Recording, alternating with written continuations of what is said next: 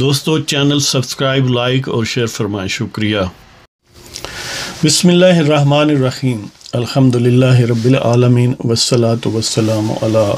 خاتم النبیین پاک ویوز محمد منشا۔ السلام علیکم، کیسے ہیں جناب؟ بات کرتے ہیں جو عمران خان صاحب نے قوم سے خطاب فرمایا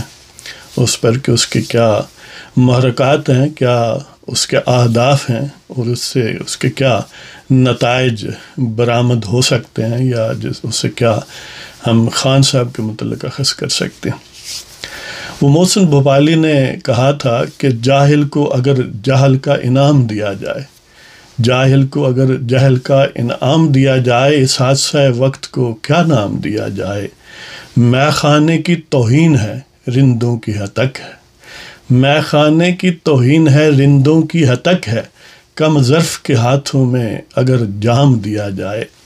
دیکھیں باجوہ صاحب اور ان کے جو پیش رو تھے،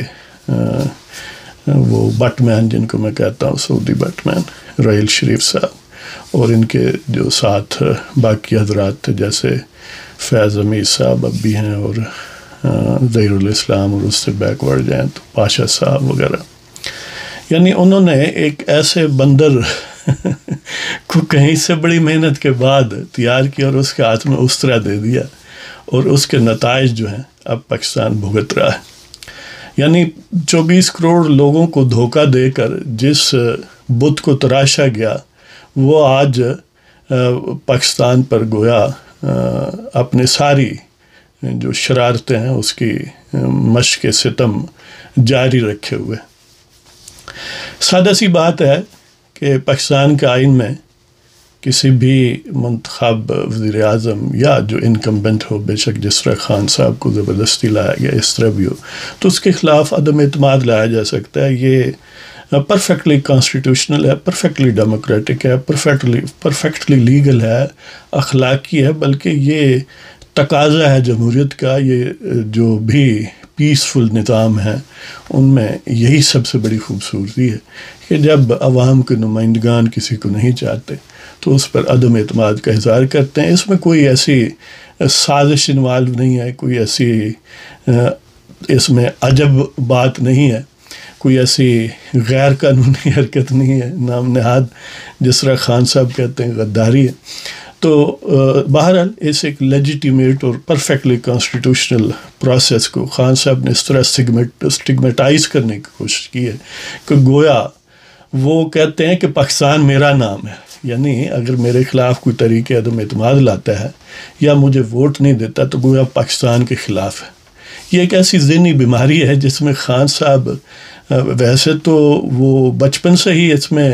اس مرض کا شکار ہیں، لیکن کمال ہے ان سلیکٹرز کا کہ جنہوں نے اس مریض کو پھر بھی پاکستان کے عوام پر زبردستی مسلط کیا۔ تو بہرحال اس کے نتائج جو ہیں ویسے تو پچھلے 3.5 سال تھے، یا ایون اس سے پہلے جب ان کو کنٹینر پر چڑھایا گیا اور ان پر چابی بھری گئی، اس دن سے آج تک پاکستان پر مرتب ہو رہے ہیں۔ لیکن یہ گویا ایک آخری فیز ہے کہ جب وہ میں اب نام نہیں لیتا اس جانور کا، بہرحال سنا ہے کہ یہ جو دیہات میں کچھ ولڈرنیس میں ہوتے ہیں اور اس کا نام عام طور پر پارسا لوگ منہ پر لانا بھی کوئی اتنا مناسب نہیں سمجھتے، خوش دلی سے نہیں لاتے، تو بہرحال اس کو جب شکاری گھیر لیتے ہیں اور اسے فرار کا کوئی راستہ نہیں مل رہا ہوتا اور اسے اپنی موت سامنے نظر آ رہی ہوتی ہے، تو وہ اتنے اس خوفناک انداز سے چیختا ہے کہ آپ سن لیں۔ تو یعنی میں نے وہ سنی ہے بچپن میں کہ کچھ شکاری اس طرح کر رہے تھے، تو ظاہر ہے جس طرح بچے جاتے ہیں میں بھی مطلب ان کے ساتھ، یقین کریں یہ ایکچول بات ہے کہ بندہ وہ بڑی دلدوز چیخیں ہوتی ہیں اس کی۔ تو خان صاحب بھی گویا اسی کی طرح جو ہے وہ، کیونکہ انہیں کوئی سروائیول کی راہ نظر نہیں آ رہی، ان کے جو پشت باندھ تھے وہ بھی اس بوجھ سے اپنے آپ کو آزاد کروا چکے، اور اب ظاہر ہے عوامی نمائندے بھی جب ان کو آزادی ملی ہے تو وہ چاہتے ہیں کہ اس کم ظرف کو جتنا جلدی ہو سکے گھر بھیج دیا جائے، کیونکہ یہ ایک ایسا بندر ہے جس کے ہاتھ میں استرا ہے، یا جس کے ہاتھ میں وہ کہتے ہیں ماچس ہے. تو اس نے ملک کو نقصان ہی پہنچایا ہے، عوام کو نقصان ہی پہنچایا ہے، عوام کو تکالیف دی ہیں، پاکستان کے امیج کو برباد کیا ہے. اور اس بڑے عہدے پر ہونے کے باوجود یہ انتہائی کری اور کبھی قسم کی گفتگو کرتا ہے، اور سارے اخلاقی، قانونی اور معاشرتی معیار کو تہوبالا کر دیتا ہے. وہ تو نے فتوے لگائے ہیں ہم پر، تو نے فتوے لگائے ہیں ہم پر، کبھی اپنا گریباں دیکھا ہوتا. تو نے فتوے لگائے ہیں ہم پر، کبھی اپنا گریباں دیکھا ہوتا. فریب و کذب کے پجاری ہو، فریب و کذب کے پجاری ہو، کبھی جادائے ایمان دیکھا ہوتا. تو خان صاحب نے، یعنی ان کی اگر دیکھیں محرکات دیکھیں تو محرک تو یہی ہے، کیونکہ انہیں کوئی وے آؤٹ نظر نہیں آ رہا. He has lost the confidence of the people's representatives. اسے نہ تو عوام میں کوئی پذیرائی ہے، نہ اسے منتخب ایوانوں میں کوئی پذیرائی ہے. وہ لوگ جن کو زبردستی ان کے ساتھ لگایا گیا تھا وہ بھی اس سے فیڈ اپ ہو چکے. لہذا اس نے سوچا کہ جاتے ہوئے ہر گھٹیا قسم کی حرکت بھی آزما لی جائے. تو انہیں گھٹیا حرکتوں میں یہ سب سے سمجھ لیں کہ زیادہ گھٹیا اور سب سے آخری گویا ہے. اپنے ہی ایمبیسڈر کو یہ انسٹرکٹ کیا گیا مبینہ طور پر کہ ایسا مراسلہ بھیجو. اس نے مراسلہ بھیجا، خط بھیجا، ٹیلی گرام، جو بھی اس کو نام رکھیں اس کا. تو پھر اس کو ایک سٹنٹ کے طور پر پیش کیا گیا، اور نکالی یہ کہ شاید بھٹو کی طرح تاشکند معاہدہ جو ایوب خان نے اس وقت لال بہادر شاستری کے ساتھ تاشکند میں سوویت یونین کی گائیڈنس میں یا ان کی میزبانی میں کیا تھا. تو بھٹو صاحب نے اس سے اختلاف کرتے ہوئے کاغذ مبینہ طور پر کہتے ہیں لہرایا تھا، اور گویا ایک اینٹی ریجیم فیلنگز جنریٹ کر کے اور ایک اس میں اصراریت بھر کے ایک مومنٹم جنریٹ کیا تھا عوام میں. ظاہر ہے وہ ایک مختلف کنٹیکسٹ تھا، مختلف دور تھا، اس کے تقاضے اور محرکات اور اس کے عوامل یقیناً آج سے مختلف تھے. نہ وہ نہ عمران خان بھٹو ہے، نہ ہی کوئی ایسا شخص ہے جو اب جس ایوب خان موجود ہو. وہ تو ظاہر ہے جب اس نے یہ بات کی تو آؤٹ آف پاور تھا نا، جبکہ سامنے ایک شخص تھا جس کو وہ ٹارگٹ کر رہا تھا. یہ حضرت جو ہیں، یہ جب سے پاشا صاحب نے اس کو کنٹینر پر چڑھایا ہے تو یہ ذہنی طور پر اور نفسیاتی طور پر کنٹینر سے اترا ہی نہیں ہے. وہ انہی کا جو جیل میں سائنسدان وزیر ہے، وہ جب ابھی ان کے ہاتھ پر بیعت نہیں ہوا تھا تو وہ یہی کہتا تھا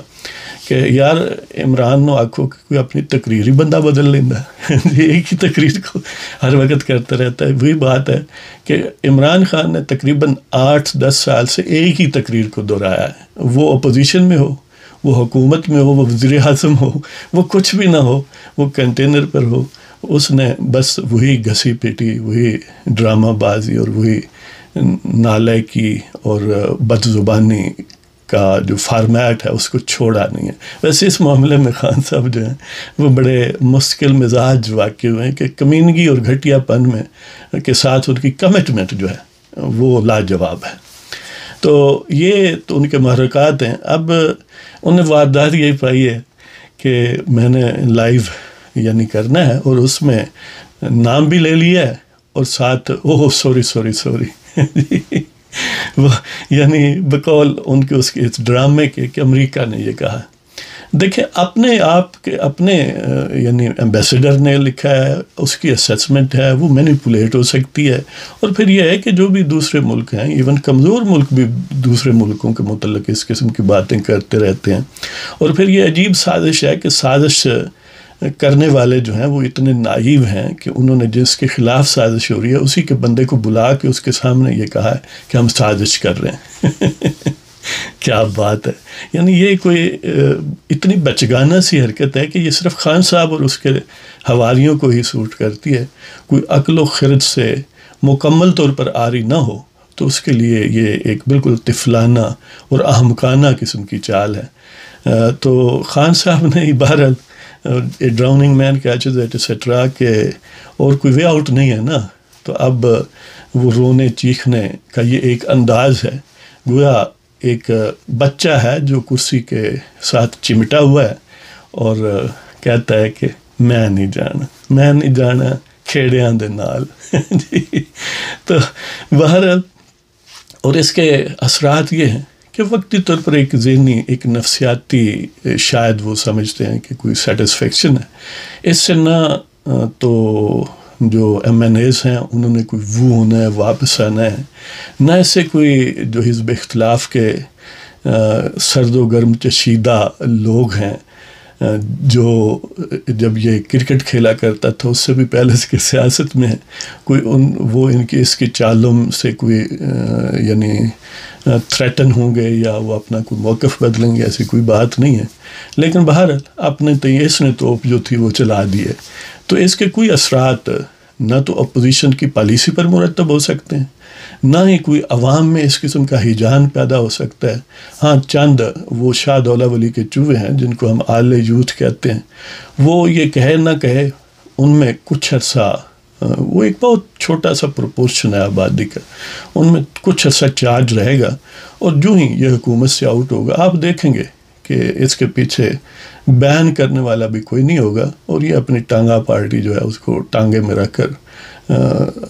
وہ ایسے غائب ہوگا جیسے گدھے کے سر سے سینگ اب پتہ نہیں گدھا خود ہے اور اس کے سینگ بھی وہی ہیں، تو یہ یعنی اس کی واردات ہے۔ ہاں اس کا ایک یہ ہے کہ پاکستان کو ڈپلومیٹیکلی گویا مشکلات کا سامنا تھوڑا مختصر ٹائم کے لیے ہوگا، تو ظاہر ہے جب بھی اس کو لوگ جو سوبر مائنڈڈ ہیں وہ آئیں گے، اور ظاہر ہے اب کوئی دور کی بات نہیں ہے، تو پھر اس کو ری ڈائریکٹ کر کے وہ گویا جو نقصان ہے وہ اس کو مائٹیگیٹ کر لیں گے۔ میاں محمد بخش صاحب نے کہا ہے کہ نیچاں دی اشنائی کولوں وہ پھل کسے نہیں پایا، نیچاں دی اشنائی کولوں پھل کسے نہیں پایا، ککر تے انگور چڑھایا ہر گچھا زخم آیا، تے خاصاں دی گل عام آگے نہیں مناسب کرنی۔ یعنی جو اسٹیٹ سیکرٹ ہیں یا جو اسٹیٹ کی کچھ پالیسیز ہوتی ہیں ان کو ظاہر ہے ایک خاص اخفا یعنی اسٹیٹ کے مفاد کے لیے ان کو کسی حد تک رکھا جاتا ہے کچھ ٹائم کے لیے کم از کم، تو وہ اگر اس قسم کے گھٹیا لوگوں کے ہاتھ چڑھ جائے تو اس کا انجام یہی ہوتا ہے۔ اور یہاں تو کوئی اخوا والی بات بھی نہیں تھی، خود ہی ایک چیز کریٹ کی ہے اور خود ہی اس پر ماتم برپا کیا ہے۔ تو اجازت دیں جناب، اللہ تعالیٰ پاکستان کو قائم اور دائم اور خوشحال رکھے اور بنائے، اللہ تعالیٰ آپ کو عافیت عطا فرمائے۔ خدا حافظ۔